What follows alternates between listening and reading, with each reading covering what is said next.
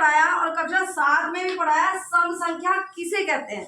जो 2 से कट जाती है उसे सम संख्या कहते हैं। जो 2 से कट जाती है उसे सम संख्या कहते हैं। अब विषम संख्या किसे कहते हैं?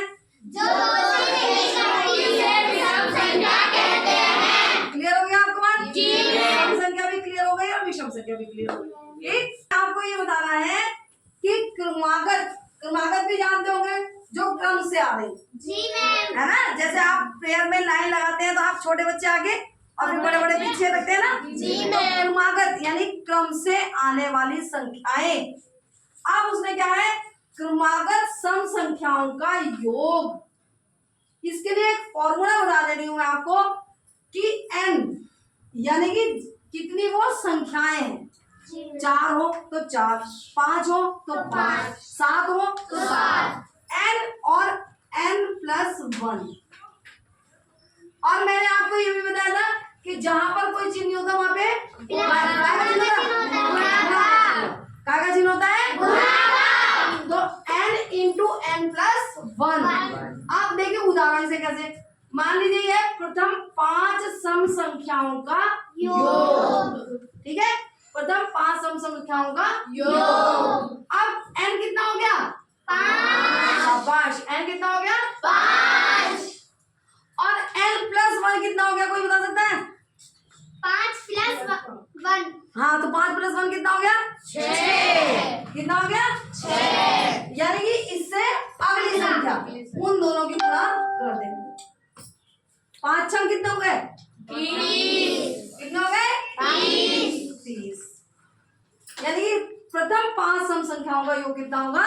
30। अब ऐसी अगली, जैसे कि प्रथम 20 सम संख्याओं का योग, n बराबर कितना आ गया? 20। और n+1 कितना आ गया? 21। शाबाश, n कितना आ गया? 20। और n+1 कितना आ गया? 21। अब इन दोनों की गुणा कर दीजिए। इन दोनों की गुणा करने का आसान तरीका, 0 पहले लिख लेंगे और 2 एकम 2 और 2 दूनी 4, 420।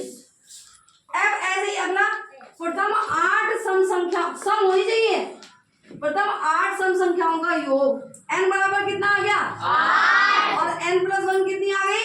9। शाबाश, 8 9। अगला, प्रथम 6 सम संख्याओं का योग, n बराबर कितना आ गया? 6। और n+1 कितना आ गया? 7। तो n कितना था हमारा? 6। n और n+1, n कितना है हमारा? 6। और n+1 कितना है? 7। तो कितना हो गया? 6 सत्ते 42। 6 सत्ते 42। अब इसको आप देख लीजिए कि ये सही भी है या गलत।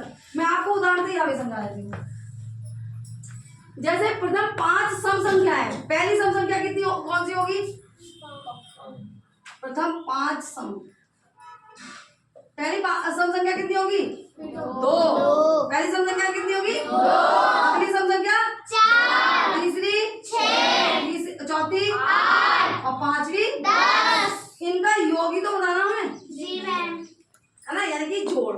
अब इसे जोड़ के देख लीजिए, 2 और 4 6, 6 और 6 12, 12 और 8 20, 20 की 0, 80 लगा 2 और 1 3। देखो ये आंसर है या नहीं?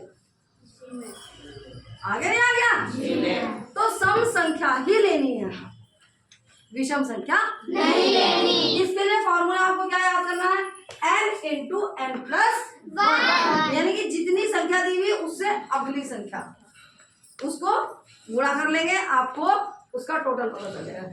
क्लियर?